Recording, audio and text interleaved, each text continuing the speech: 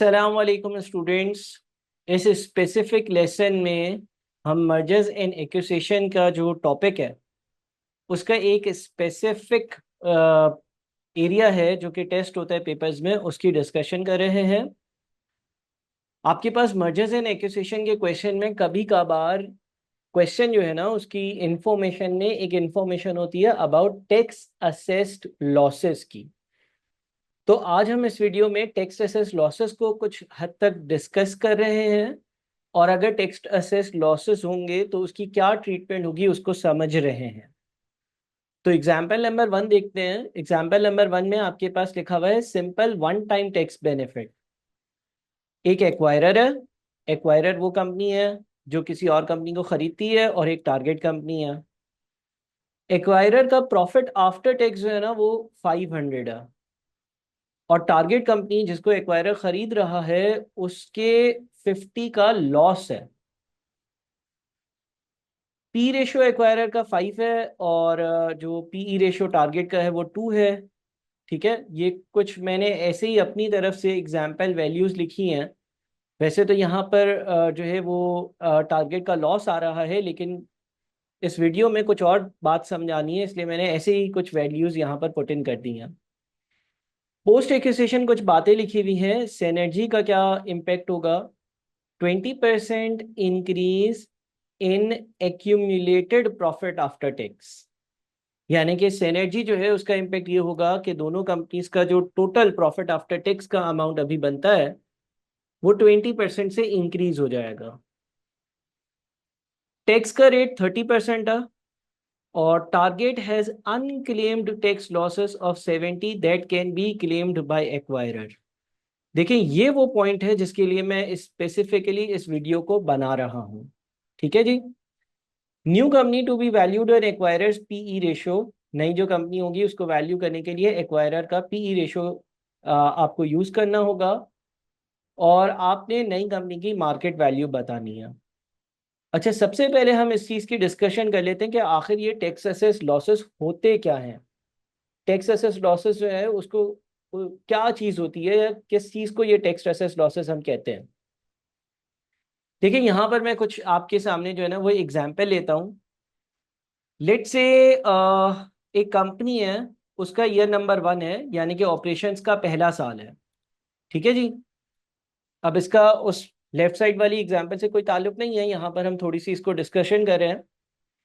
एक कंपनी है, उसने पहले साल अपना बिजनेस करा, और जब उसने पहले साल अपना बिजनेस करा ना, तो उसको जो प्रॉफिट हासिल हुआ, यानी कि जो प्रॉफिट बिफोर टैक्स था, वो था लेट से आप कह लें 500। ठीक है। टैक्स वाले ने ये कहा कि भाई हम 30% टैक्स लेंगे। इसका मतलब ये हो गया कि टैक्स अगर एट 30% अप्लाई होता है, 30% के रेट पर टैक्स अप्लाई होता है, तो 500 का 30% टैक्स देना होगा। ठीक है। और जो प्रॉफिट आफ्टर टैक्स बच जाएगा ना, जो प्रॉफिट आफ्टर टैक्स होगा वो होगा 500 माइनस 150, या यहाँ पर इनफैक्ट मैं माइनस का एक साइन इंट्रोड्यूस कर देता हूं। ये 350 का प्रॉफिट आफ्टर टैक्स होगा। ठीक है जी। इस बात पे तो मेरे ख्याल में किसी को कोई ऐसा मसला नहीं होगा। सीधी सीधी सी एक वर्किंग है, 500 रुपये आपने कमाए, टैक्स वाला ये बोलता है कि 30% में टैक्स लूंगा, प्रॉफिट आफ्टर टैक्स आपका 350 बन गया। अब थोड़ा सा इसी एग्जाम्पल को और मजीद आगे बढ़ाते हैं। ईयर नंबर 2 आया, यानी कि दूसरा साल है। यहां पर मैं लिख देता हूं लॉस बिफोर टैक्स। ठीक है, एलबीटी लिख देता हूं। चलो हम एक काम करते हैं, इसको पीबीटी और एलबीटी लिख देते हैं। पीबीटी मतलब प्रॉफिट बिफोर टैक्स, और एलबीटी यानी कि लॉस बिफोर टैक्स। दूसरा साल कंपनी ने बिजनेस किया। जब कंपनी ने सेकेंड ईयर में बिजनेस किया, जब कंपनी ने दूसरे साल में बिजनेस किया, तो लेट से 200 रुपए का लॉस हुआ। बिजनेस में नुकसान भी हो सकता है। ठीक है। अब लोकल टैक्स के लॉ ये कहते थे लोकल टैक्स के लॉ ये कहते थे लोकल टैक्स के लॉ ये कहते थे कि अगर आपका पीबीटी या प्रॉफिट बिफोर टैक्स होगा, तो आपको उस पर 30% का टैक्स देना पड़ेगा। अलबत्ता अगर किसी साल अगर लॉस है, अगर लॉस बिफोर टैक्स है, बिलफर्ज आपने बिजनेस किया, आपको नुकसान हो गया, तो आप उस साल टैक्स नहीं दोगे। तो इसका मतलब ये हो गया कि मुझे टैक्स नहीं देना, यानी कि मेरा लॉस आफ्टर टैक्स भी क्या होगा, 200 होगा, लॉस आफ्टर टैक्स। ठीक है ना, हम इसको PAT और LAT कर देते हैं। पहले साल मैंने टैक्स दिया इसलिए क्योंकि मैंने कमाया, टैक्स वाले ने टैक्स मांगा। दूसरे साल मैंने टैक्स नहीं दिया, इसलिए नहीं दिया क्योंकि मुझे नुकसान हुआ। टैक्स वाले ने बोला तुम्हारी बिजनेस के हालात तो बहुत बुरे हैं, तो तुम, अगर तुम्हें नुकसान हो रहा है तो तुम टैक्स नहीं देना। टैक्स वाले ने साथ में एक बात बोली मुझे, वो ये बोली कि अगर किसी कंपनी को, या टैक्स के कानून में लिखी हुई थी, टैक्स की बुक्स में लिखी हुई थी, जो लॉ रेगुलेशन टैक्स के हवाले से अप्लाई होता था, उसमें ये बात मेंशन थी कि अगर किसी कंपनी को किसी साल लॉस हुआ होगा तो वो उस साल तो टैक्स ना भरे, अलबत्ता अगले साल अगर उसको प्रॉफिट भी होता है ना, तो वो पहले ये लॉस की अमाउंट माइनस करे और फिर जो टैक्स बनता है वो भरे। यानी कि मिसाल के तौर पर मान लो कि तीसरे साल मुझे 600 का प्रॉफिट हुआ। मान लो कि मुझे तीसरे साल 600 रुपए का प्रॉफिट हुआ। टैक्स के कानून ने ये कहा कि आप 600 पर टैक्स नहीं दीजिएगा, ऑल्दो 600 पर 30% के हिसाब से जो टैक्स बनता है वो 180 है। बट क्योंकि पिछले साल आपको नुकसान हुआ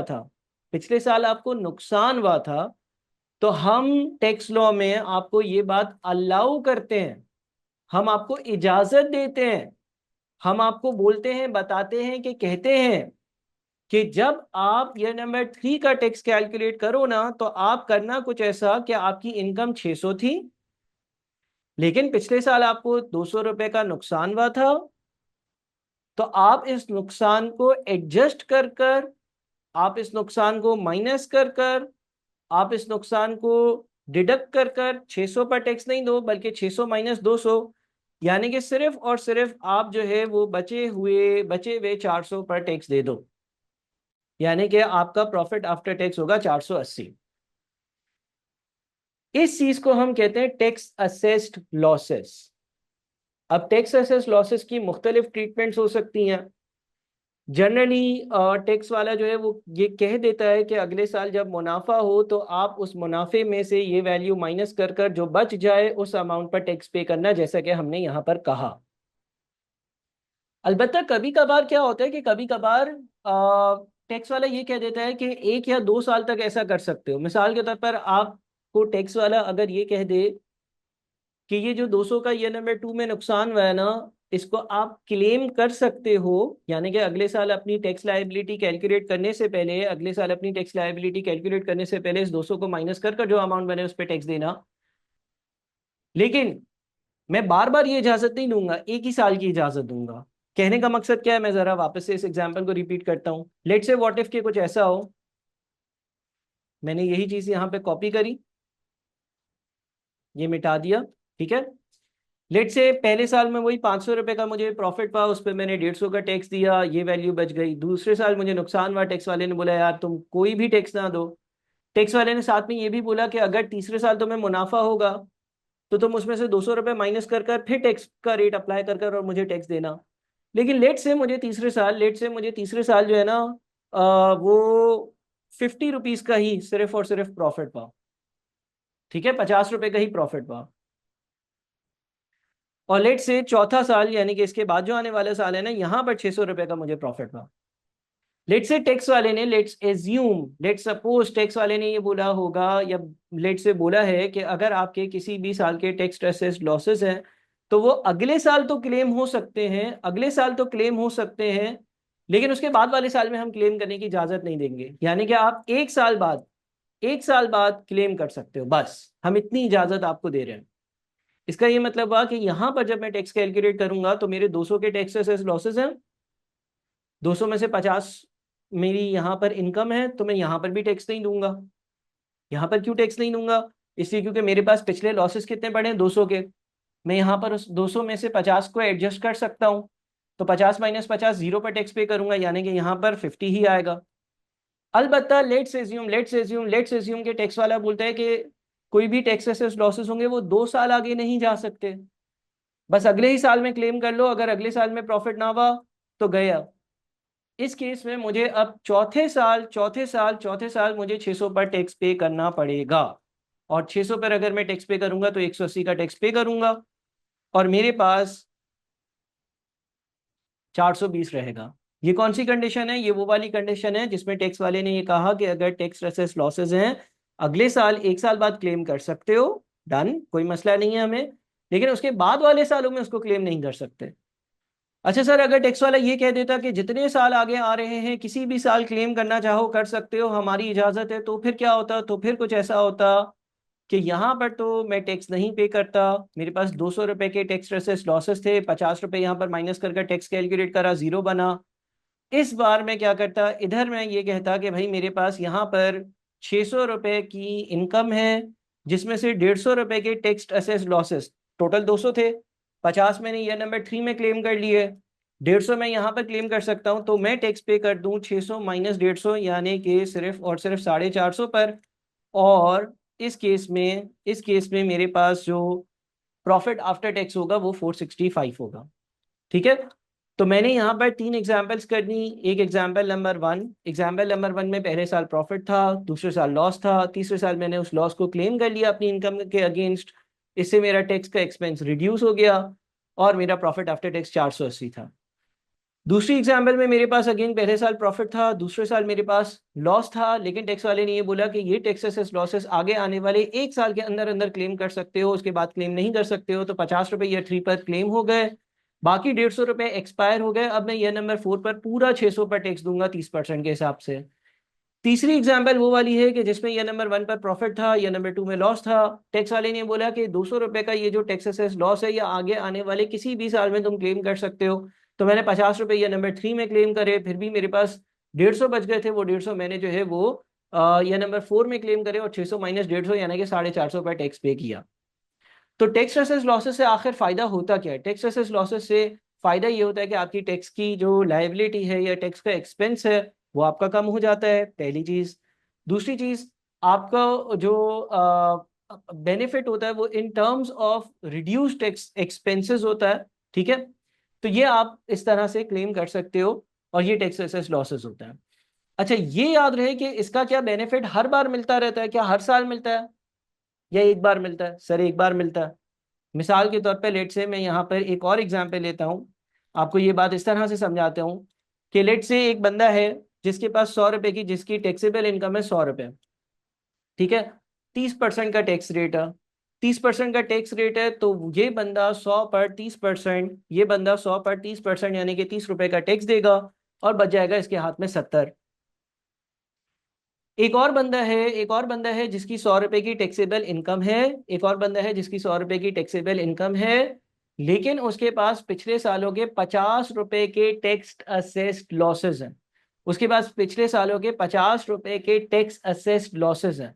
तो इसको फायदा ये होगा कि इसको 100 पर टैक्स नहीं देना पड़ेगा, इसको 100 पर टैक्स नहीं देना पड़ेगा, या चले 40 रुपए के टैक्स असेस्ड लॉसेस हैं, तो ये जो टैक्स देगा वो 100 - 40 मल्टीप्लाइड बाय 30% देगा।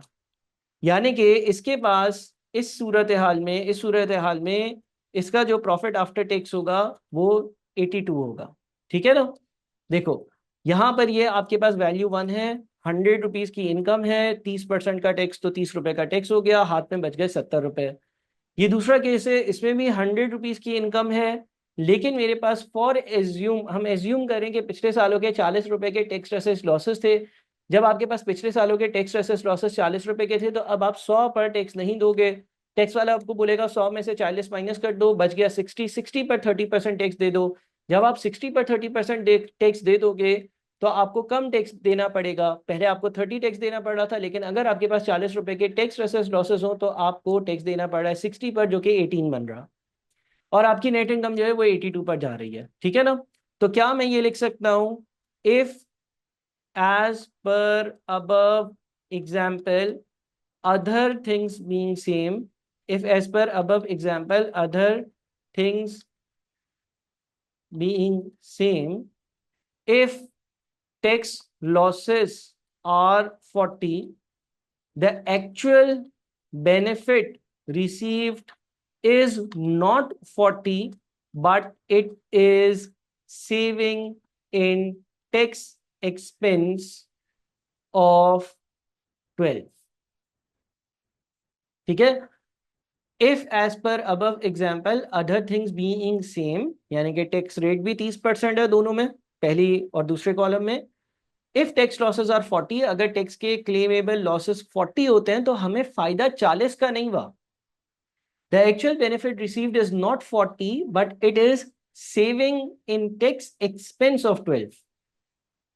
देखो यहां पर कोई टैक्स, आपके पास टैक्सेबल लॉसेस नहीं है, आपने 100 पर 30% टैक्स दिया, आपकी जेब में 70 बच गया. यहां पर 100 रुपए आपने कमाए, अगर आपके पिछले सालों के 40 रुपए के टैक्सेबल लॉसेस थे तो फायदा 40 का नहीं हुआ.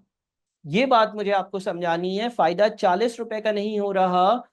फायदा क्या हो रहा है? फायदा ये हो रहा है कि अब मुझे 100 पर टैक्स नहीं देना पड़ रहा, बल्कि 100 माइनस 40 60 पर टैक्स देना पड़ रहा है. 60 पर 30% टैक्स देना पड़ रहा है. अगर आप डिफरेंशियल्स भी कैलकुलेट कर लें, 100 माइनस 100, दोनों की बिफोर एडजस्टमेंट इनकम सेम थी. 18 माइनस 30 12, और 82 माइनस 70. देखिए 40 रुपए के टैक्स असेस लॉसेस की वजह से आपका टैक्स एक्सपेंस 12 रुपए कम है, और आपकी जो फाइनल इनकम है वो 12 रुपए ज्यादा है. इसका मतलब ये बात भी याद रखिएगा कि अगर टैक्स असेस लॉसेस 40 रुपए होते हैं तो फायदा 40 रुपए नहीं होता. फायदा क्या होता है? फायदा होता है tax losses into tax rate. यहां पर टैक्स लॉसेस 40 है, इनटू टैक्स रेट 30% है, यानी कि 12. होता ये कि जितने टैक्स लॉसेस ज्यादा होंगे, टैक्स वाला जब टैक्स की परसेंटेज अप्लाई करेगा तो उतने से आपकी टैक्सेबल इनकम कम करेगा, फिर वो रेट अप्लाई करेगा. तो आपको जो फायदा होगा वो 40 का तो नहीं हो रहा. आप देख लें, मैंने डिफरेंशियल्स भी बनाए. इस बात को समझने से पहले आगे नहीं बढ़िएगा, इसको समझें अच्छे से, पहले इसको एब्जॉर्ब करें, समझें कि मुझे फायदा 40 का हो रहा है या मुझे फायदा 12 का हो रहा है. क्या मुझे फायदा 40 रुपए का हो रहा है, क्या मुझे फायदा 12 रुपए का हो रहा है. इस बात को समझें. तो कभी भी आपके पास टैक्स लॉसेस होते हैं, टैक्स लॉसेस को आप अपनी इनकम के अगेंस्ट क्लेम कर सकते हो, और उससे 12 रुपए का फायदा होता है. पहली चीज. दूसरी चीज, ये फायदा एक बार होगा, हर साल नहीं होगा. ऐसा तो नहीं है ना कि हर साल आपकी टैक्सेबल इनकम 40 रुपए से कम होगी और फिर रेट अप्लाई किया जाएगा. नहीं सर. अगर 40 रुपए के टैक्सेबल लॉसेस हैं तो एक बार टैक्सेबल इनकम को 40 रुपए से कम कर टैक्स अप्लाई किया जाएगा. तो मुझे जो बेनिफिट मिलेगा वो एक वन टाइम बेनिफिट होगा, एक बार मिलने वाला बेनिफिट होगा. इस चीज को भी जरा आप अपने पास समझ लें. अब हम आते हैं अपनी मेन बॉडी पर. देखिए जब हम पी रेशो मॉडल अप्लाई करते हैं किसी कंपनी की वैल्यूएशन निकालने के लिए, तो हम उसके प्रॉफिट आफ्टर टैक्स को मल्टीप्लाई करते हैं उसके पीई रेशो से. यहाँ पर जो आपका प्रॉफिट आफ्टर टैक्स होता है वो maintainable regular profit after tax होना चाहिए. यानी कि ऐसा प्रॉफिट आफ्टर टैक्स होना चाहिए जो आप एक्सपेक्ट कर रहे हो हर साल होगा. अब ये जो टैक्स असेस्ड लॉसेस है ना इस सवाल में, इसकी वजह से आपको एक बार फायदा होगा, एक साल का फायदा होगा. हर साल फायदा तो नहीं होगा, हर साल आपका प्रॉफिट जो है वो ज्यादा तो नहीं होगा, हर साल आप टैक्स असेस्ड लॉसेस को क्लेम तो नहीं कर सकोगे. इसी तरह के बहुत सारे और भी वन टाइम गेन्स या वन टाइम एक्सपेंसेस होते हैं, सच एज जब मर्जर्स एंड एक्विजिशंस हम करते हैं तो हम अपने डुप्लीकेट नॉन करंट एसेट्स को डिस्पोज ऑफ करते हैं, एक बार करते हैं. रिडंडेंसी की कॉस्ट इनकर होती हैं, एक बार इनकर होती हैं. तो जितने भी वन टाइम गेन्स या वन टाइम लॉसेस होते हैं ना, हम पीई रेशो मॉडल से वैल्यूएशन करते वक्त उसको प्रॉफिट आफ्टर टैक्स में शामिल नहीं करते. क्योंकि अगर हम कर देंगे तो हम उसका इम्पेक्ट मल्टीपल टाइम्स ले लेंगे. देखिए पी रेशो मॉडल में क्या करते हैं आप पी रेशो को प्रॉफिट आफ्टर टैक्स से मल्टीप्लाई करते हो. अब अगर ये 540, सुनिएगा, ये 540 की जो वैल्यू है ये मिसाल के तौर पर 541 हो, 541 हो, तो जब 541 5 से मल्टीप्लाई होगा तो टोटल वैल्यूएशन में 5 का इंपैक्ट आ जाएगा. ऐसा कि 5 रुपए का गेन हुआ है. तो हमेशा याद रखिएगा कि जब आप पी रेशो मॉडल अप्लाई करते हैं तो one time gains, one time losses, एक बार होने वाले फायदे, एक बार होने वाले नुकसान को अलग से ट्रीट किया जाता है. अब ये वैल्यू कैसे आई है? सवाल में लिखा हुआ था बुलेट नंबर 1 में कि सिनर्जी का जो बेनिफिट होगा वो ये होगा कि दोनों कंपनी का जो एक्यूमुलेटेड प्रॉफिट आफ्टर टैक्स है वो 20% इंक्रीज हो जाएगा. तो 500 माइनस 50 किया हमने, 450 बना. 450 को 1.2 से मल्टीप्लाई किया उसको 20% इंक्रीज करने के लिए. पी रेशियो 5 क्यों लिया? क्योंकि सवाल में लिखा हुआ है कि एक्वायरर का पीई रेशियो अप्लाई होगा नई कंपनी को वैल्यू करने के लिए। तो value based in maintainable earnings is 540 into 5। 540 into 5 से हमारे पास 2700 आया। Benefit due to unclaim tax losses one time benefit, जितने भी वन टाइम बेनिफिट होंगे उसको आप सेपरेटली एक बार ऐड या माइनस करोगे। यहां पर आपके पास टैक्स असेस लॉसेस थे 70 के।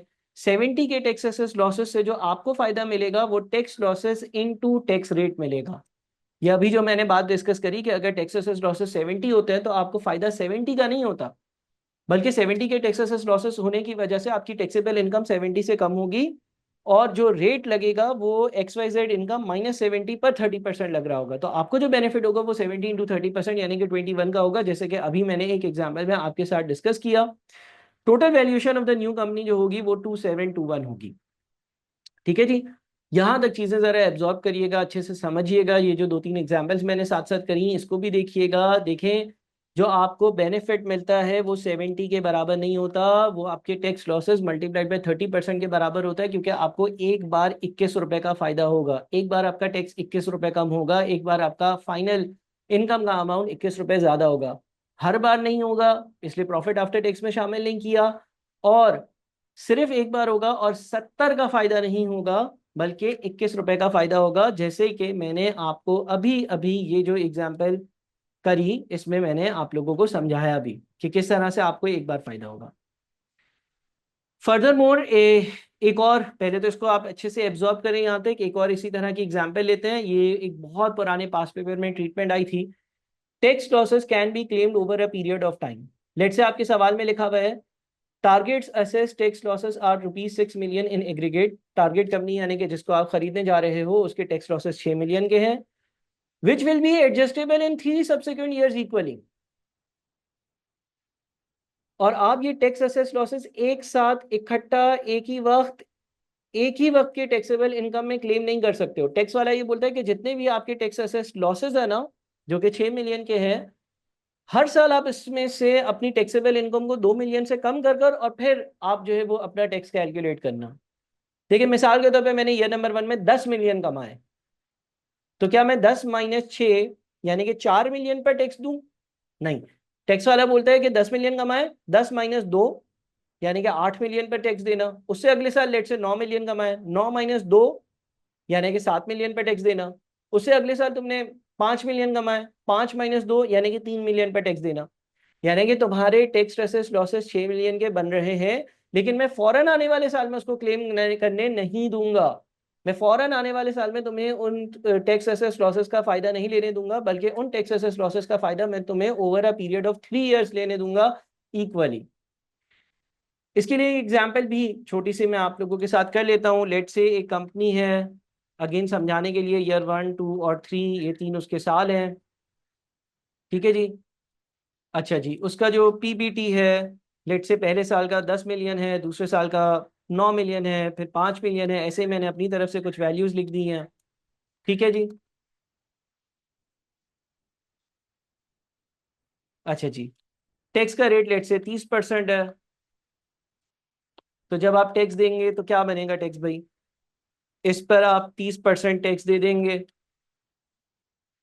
ठीक है ना, 30% के हिसाब से टैक्स रेट चल रहा।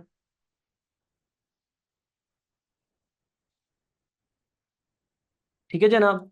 तो आपका प्रॉफिट आफ्टर टैक्स क्या होगा? आपका जो प्रॉफिट आफ्टर टैक्स होगा 7, और ये जरा मैं राउंडिंग ऑफ इसकी इंक्रीज करूं, ये होगा। ठीक है जी। एक कंपनी है, ईयर 1 में 10 मिलियन, ईयर 2 में 9 मिलियन और ईयर 3 में 5 मिलियन कमाए। उस पर जो टैक्स लगा उसकी परसेंटेज अप्लाई कर कर आपको मैंने टैक्स की अमाउंट बता दी, और उसके बाद प्रॉफिट आफ्टर टैक्स जो बच गया वो भी मैंने आपको बता दिया। ये एक बात हो गई।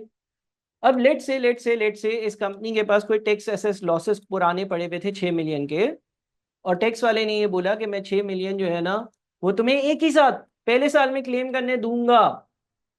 अगर टैक्स वाला ये बोल देता कि पहले साल में ही तुम टैक्स असेस लॉसेस को क्लेम कर लो, पहले साल में ही टैक्स असेस लॉसेस को क्लेम कर लो, तो इसका मतलब ये होता कि ईयर नंबर 1 पर जो मैं टैक्स देता वो मैं 3 मिलियन नहीं देता, बल्कि ईयर नंबर 1 के टैक्स की वर्किंग कैसे होती? 10 मिलियन कमाए हैं, 10 मिलियन कमाए हैं, 6 मिलियन के टैक्स असेस लॉसेस हैं। 6 मिलियन के टैक्स असेस लॉसेस हैं, तो 6 माइनस कर दो, यानी कि 4 मिलियन पर 30% टैक्स दे दो। इस तरह की वर्किंग होती। ये वो वाला केस है कि जिसमें टैक्स वाला मुझे ये बोल दे कि तुम्हारे टैक्स असेस लॉसेस, यानी कि इससे पिछले साल के जो 6 मिलियन के लॉसेस हैं वो तुम फौरन ही जैसे ही इनकम हो पूरा का पूरा क्लेम कर सकते हो। तो पूरा क्लेम कर लिया तो इसका मतलब ईयर नंबर 1 पे मुझे 10 मिलियन पे टैक्स नहीं देना, बल्कि 10 माइनस 6 यानी कि 4 मिलियन पे टैक्स देना है, और बाकी सालों में 9 मिलियन और 5 मिलियन पे टैक्स देना है। लेकिन ऊपर वाले सवाल में क्या हो रहा है जनाब, ऊपर वाला सवाल जो है ना वो ये कहता है कि टैक्स वाले ने ये बोला कि तुम्हारे 6 मिलियन के लॉसेस हैं, लेकिन मैं तुम्हें 6 मिलियन के लॉसेस को ईयर नंबर 1 में एडजस्ट करने नहीं दूंगा, बल्कि उसके इक्वल 3 हिस्से करो। अब 6 मिलियन के अगर 3 इक्वल हिस्से करते हैं तो एक हिस्सा 2 मिलियन का है। अगर एक हिस्सा 2 मिलियन का है तो टैक्स वाले ने ये बोला पहले साल 10 मिलियन की इनकम है तो तुम 8 मिलियन यानी कि 2 मिलियन कम करके टैक्स देना। दूसरे साल की इनकम 9 मिलियन है तो तुम 9 मिलियन नहीं बल्कि 9 मिलियन को 2 मिलियन कम कर कर जो टैक्स का रेट है उससे मल्टीप्लाई कर कर मुझे टैक्स देना। तीसरे साल तुम्हारी टैक्सेबल इनकम अगर 5 मिलियन है तो तुम 5 मिलियन नहीं बल्कि 5 मिलियन को भी 2 मिलियन कम कर कर 5 मिलियन को भी 2 मिलियन कम कर कर 30% लगाकर और उस अमाउंट पर टैक्स देना। ठीक है जी। ये वाला सिनेरियो जो है ना, ये वाला सिनेरियो ऊपर वाले सवाल में क्रिएट हो रहा है। ऊपर वाला जो सवाल है उसमें ये वाला सिनेरियो पूछा जा रहा है। इसका मतलब मुझे जो टैक्स के हिसाब से बेनिफिट मिल रहा है वो सारा का सारा क्लेमेबल ऑन स्पॉट या फर्स्ट ईयर में नहीं है, थोड़ा थोड़ा थोड़ा कर कर 3 सालों के हिस्सों में। अच्छा, फायदा क्या हो रहा है? फायदा क्या हो रहा है? फायदा ये हो रहा है, देखें ये वाली वैल्यू तो वही है, ये वाली वैल्यू वही है। फायदा ये हो रहा है कि जहां मैं 3 मिलियन का टैक्स दे रहा था, टैक्स असेस लॉसेस के होने की वजह से 2.4 मिलियन का टैक्स दे रहा हूँ। यानी कि मैं एक डिफरेंशियल चार्ट वापस से बना लेता हूँ। ठीक है जी। डिफरेंशियल चार्ट कुछ इस तरह से बनेगा कि अल्लाह भला करे, इसमें से इसको माइनस करते हैं और ये सब कॉपी कर लेते हैं। ठीक है। फायदा क्या हो रहा है? फायदा ये हो रहा है कि जहां पर मुझे 3 मिलियन का टैक्स देना पड़ रहा था, अगर मेरे पास 2 मिलियन के टैक्स एसेस लॉसेस हो तो मुझे 2.4 मिलियन पर 2.4 मिलियन का टैक्स देना पड़ रहा है, यानी कि 0.6 मिलियन कम टैक्स देना पड़ रहा है।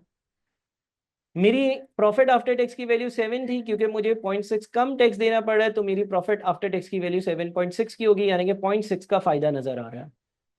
इसी तरह से ईयर नंबर 2 में जहां पर मेरा टैक्स एक्सपेंस 2.7 बन रहा था, अगर मेरे पास 2 मिलियन क्लेम करने के लिए टैक्स लॉसेस हो तो मुझे 2.1 का टैक्स देना पड़ेगा, इसका मतलब 0.6 टैक्स कम देना पड़ेगा। मेरी जो नेट इनकम होगी वो 6.3 के बजाय 6.9 होगी, 0.6 का इंक्रीज होगा। तो अगेन आपको फायदा जो मिलता है ना वो कैसे आता है? Tax losses into tax rate.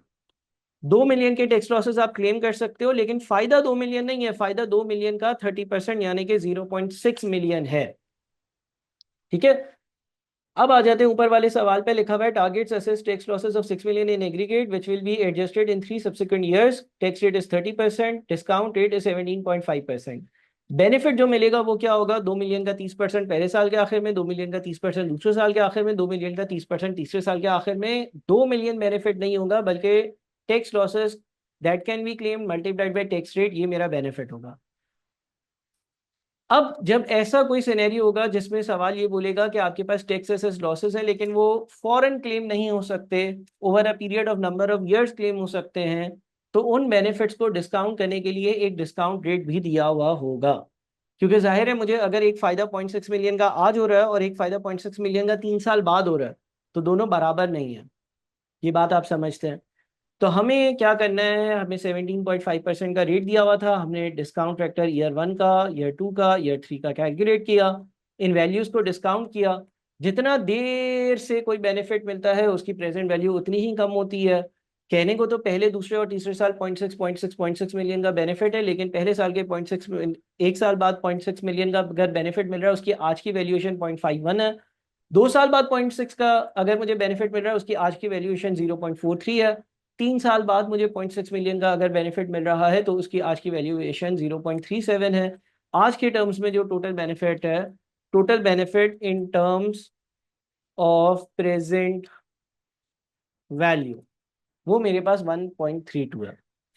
सो उम्मीद है कि आपको काफ़ी इस वीडियो से हेल्प हुई होगी और चीज़ें समझ में आई होंगी। इन चीज़ों को अच्छे से ग्रिप में कर लें। ये वो कॉन्सेप्ट है जो आपके क्वेश्चंस में अप्लाई होते रहते हैं। थैंक यू एंड अल्लाह हाफिज़।